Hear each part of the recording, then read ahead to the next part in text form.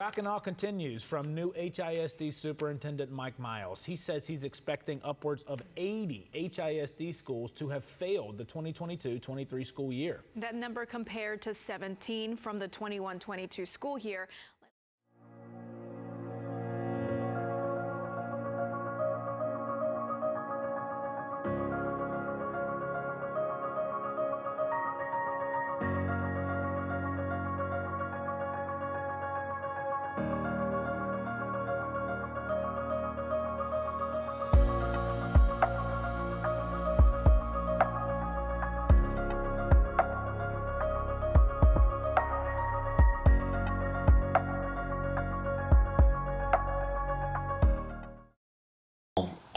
I want to encourage the parents, just like my mom and dad. It's unexcusable. It was 8 of us in the family. Mom and dad worked full-time jobs. But let me tell you, they were with us. I don't know how they did it. I played football. Mom and dad was in the audience. 8 of us. I was hearing the stories about my sisters. Mom and dad was there. Whether it was volleyball, track, you name it. It is so imperative that the parents are engaged with their children. Let me tell you, my soul still aches every day at 58 years old when I drive through my community, which I still live there, and don't see my elementary school, my junior high, and my high school. Parents, if you don't get involved, your soul, your emptiness will be the same way as they plan. HISD, they plan on. Their whole goal is to close down any school that is not performing at a high level. Federation of Teachers told us this estimation is raising major alarm bells and worry the NES program won't be enough. As of right now, we're not seeing any successful stories coming out of these schools.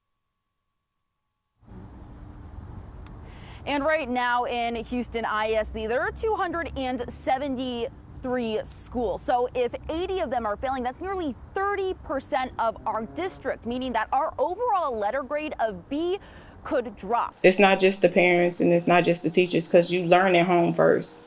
Versus like when you raising your kids, before they even get into the schoolhouse, you teaching them the ABCs, you teaching them to count their colors, their shapes. So I still feel like even though when they get in school, you still teach them the things that you learned, or you like, because kids gonna have questions. So you still gotta teach it. Even though it's gonna get repetitive, you still gotta instill it in them, our history, and the teachers gotta instill our history.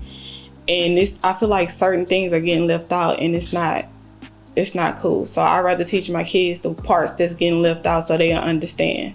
I think the kids' voices need to be heard also.